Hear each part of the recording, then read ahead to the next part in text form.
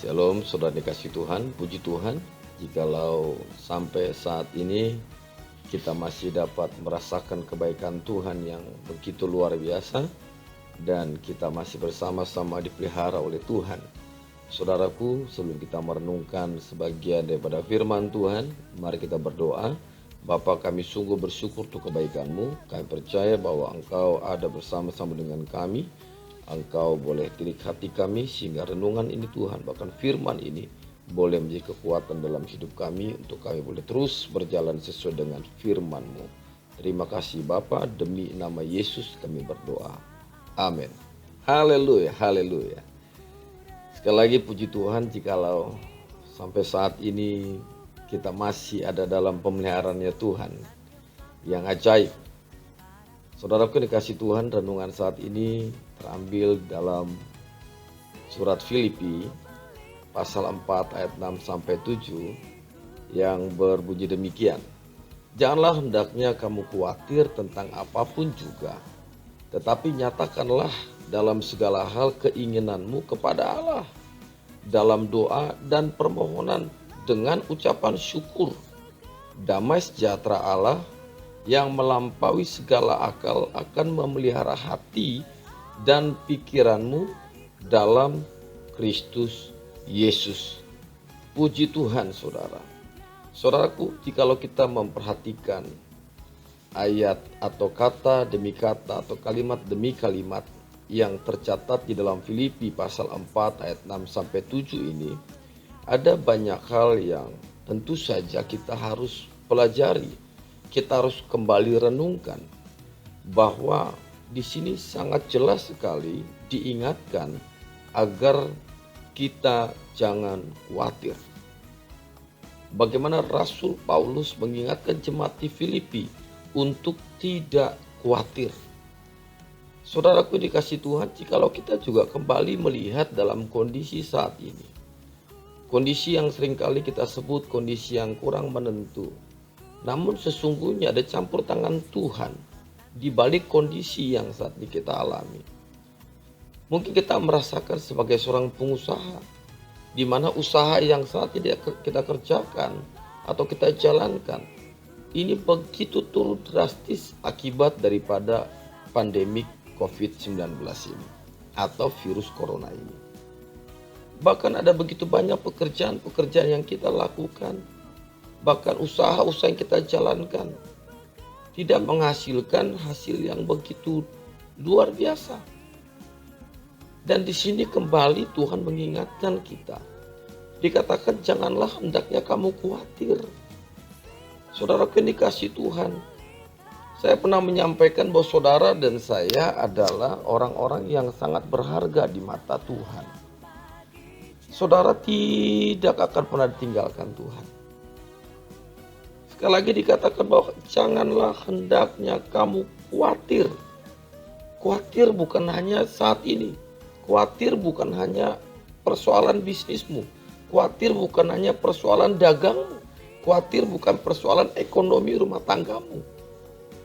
Tetapi dikatakan janganlah hendaknya kamu khawatir tentang apapun juga.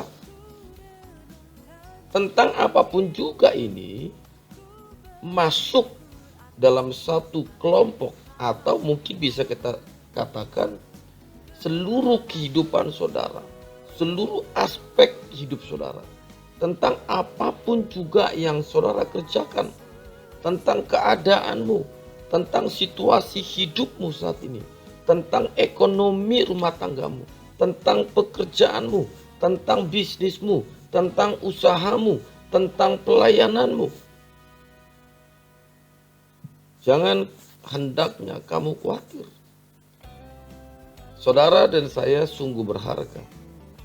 Saking berharganya saudara, Tuhan tidak tinggalkan saudara. Saking berharganya saudara dan saya, Tuhan tidak membiarkan saudara terpuruk. Bahkan sampai jatuh tergeletak. Namun lebih daripada itu saudaraku, janganlah hendaknya kamu khawatir tentang apapun juga. Namun ada satu penekanan yang dikatakan tetapi nyatakanlah dalam segala hal keinginanmu kepada Allah. Nyatakan keinginan saudara kepada Tuhan. Dia Allah yang Maha Tahu. Dia tahu segalanya. Dia tahu isi hati saudara. Dia tahu pergumulanmu. Dia tahu kesulitanmu. Mungkin kesulitan keuanganmu. Mungkin kesulitan ekonomimu. Dia tahu semua. Mungkin kesulitan dalam rumah tanggamu. Dia tahu semua. Tetapi di sini saudara, ketika firman Tuhan mengatakan janganlah hendaknya kamu khawatir tentang apapun juga. Tetapi dikatakan nyatakanlah dalam segala hal keinginanmu kepada Allah. Nyatakan saja. Dengan apa kita menyatakannya? Dikatakan dalam doa saudara. Wow, dalam doa. Firman Tuhan dengan tegas mengatakan bahwa saudara dan saya harus memiliki satu hubungan yang dekat, hubungan yang intim, relasi yang dekat, relasi yang intim, adanya komunikasi antara saudara dengan Tuhan. Nyatakanlah dalam doa. Karena doa adalah nafas rohani setiap orang percaya. Jikalau kita tidak berdoa, tentu kita berdosa, bahkan gampang atau mudah jatuh ke dalam dosa. Orang yang sudah berdoa saja bisa jatuh, apalagi orang yang sama sekali tidak berdoa. Nyatakan saudara di dalam doamu, di dalam doa-doamu setiap hari, setiap waktu, setiap detik, setiap saat kepada Tuhan. Katakan, Tuhan, tolong. Tuhan, pimpin saya. Wow, luar biasa saudara. Nyatakan kepada Allah dalam doamu. Bangun satu relasi dengan Dia.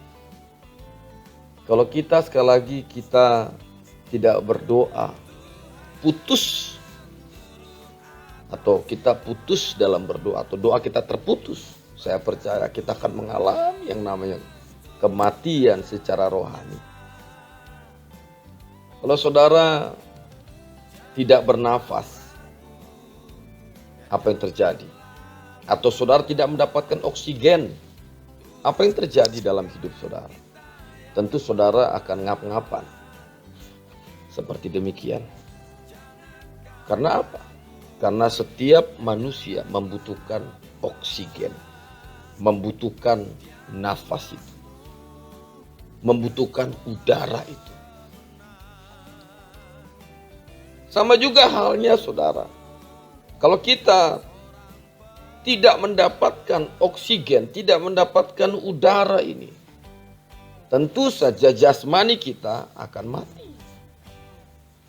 Demikian juga jikalau kita tidak berdoa, nafas rohani ini tidak ada dalam hidup orang percaya, maka tentu saja kerohanian saudara dan saya juga akan mati.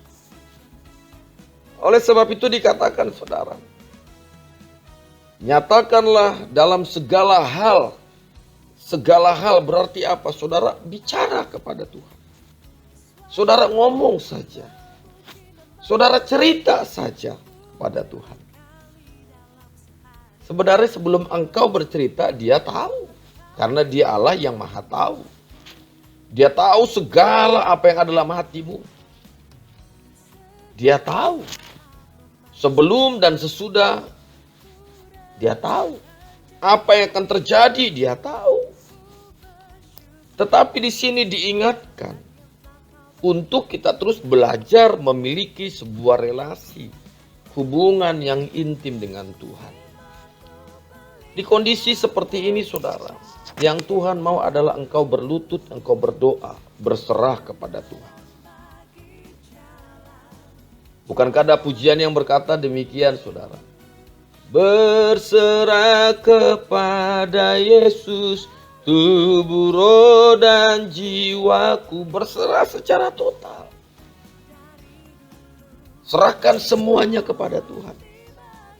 Unek-unekmu, isi hatimu. Sekali lagi, dia sangat mengerti saudara. Dia sangat peduli atas hidup saudara. Wow.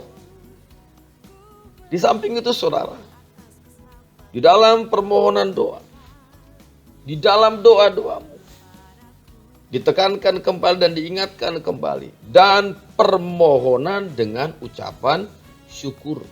Bersyukur kepada Tuhan. Bersyukur dalam doa-doamu. Bersyukur atas apa yang sudah Tuhan kerjakan dalam hidup saudara. Dan saya tentunya.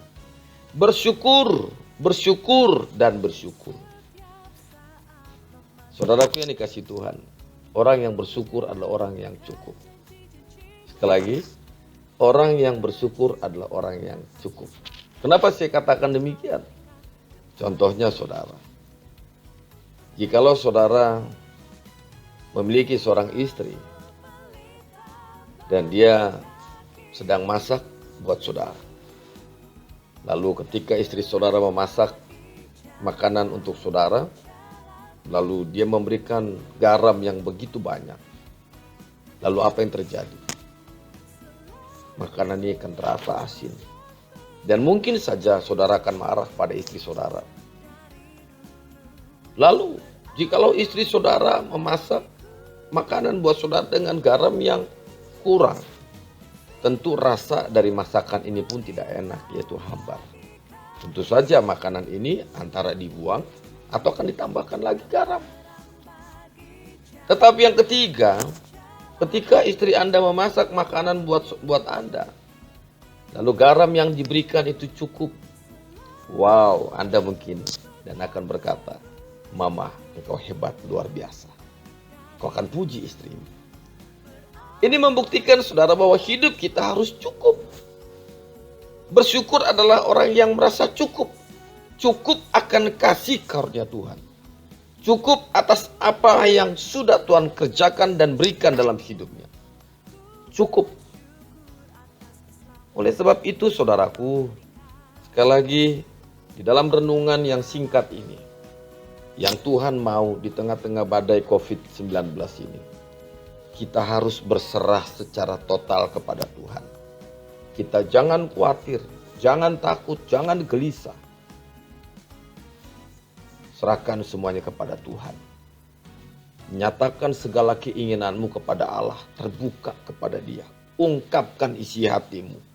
Berserulah kepadanya dalam doa. Dan tentu saja permohonan. Thanks God, terima kasih Tuhan. Memohon kepada Tuhan. Tuhan pulihkan keluarga kami. Tuhan pulihkan bangsa kami. Tuhan pulihkan perekonomian kami. Tuhan pulihkan bisnisku. Tuhan pulihkan pekerjaanku. Tuhan pulihkan seluruh kehidupanku. Dan tentu saja bersyukurlah kepada Tuhan. Aku bersyukur kepada Tuhan atas apa yang sudah Tuhan kerjakan dalam hidupku. Dan tentu saja saudaraku yang dikasih Tuhan, damai sejahtera Allah yang melampaui segala akal akan memelihara hati dan pikiranmu di dalam Kristus Yesus. Tentu saja ketika kita lakukan ini semua, dikatakan apa? Damai sejahtera Allah. Sejahtera bukan sejahtera duniawi ini, tetapi sejahtera langsung sejahtera sorga. Sejahtera Allah yang melampaui segala akal dan pikiran saudara. Memelihara apa? Hati dan pikiranmu dalam Kristus Yesus. Tentu saja damai sejahtera ini yang melampaui segala akal pikiran kita, itu memelihara hati dan pikiranmu. Untuk apa? Untuk engkau tidak takut, untuk engkau tidak khawatir, untuk engkau tidak gentar, untuk engkau tetap berdoa, untuk engkau tetap berseru kepada Tuhan, untuk engkau tetap mengucap syukur. Saudaraku, biarlah renungan yang singkat ini boleh menjadi, tentu saja menjadi kekuatan, penghiburan bagi kita di tengah-tengah kita menghadapi badai COVID-19 ini. Oleh sebab itu, jangan pernah khawatir, jangan pernah takut. Berdoalah dan teruslah berdoa. Berserulah kepada Tuhan. Dia maha mendengar. Dia tahu isi hatimu. Dia tahu pergumulan saudara. Dia tahu apa yang saat ini sedang kau alami. Sakitmu, susahmu, sukacitamu, dukacitamu, dia tahu. Oleh sebab itu, berjalanlah bersama-sama dengan Tuhan. Lalui hari-hari ini bersama-sama dengan Tuhan. Percayalah, masih ada Yesus, masih ada jawaban, masih ada Yesus, masih ada harapan. Tuhan Yesus memberkati. Solidio, Gloria, kita berdoa. Kami bersyukur untuk kebaikan Tuhan, bahwa Tuhan tidak tinggalkan kami. Terima kasih Bapa. Biarlah firman ini menjadi kekuatan dalam hidup kami, untuk kami terus berjalan bersama-sama dengan Tuhan. Terima kasih Bapa, demi nama Yesus kami berdoa. Amin. Haleluya, haleluya, haleluya. Puji Tuhan.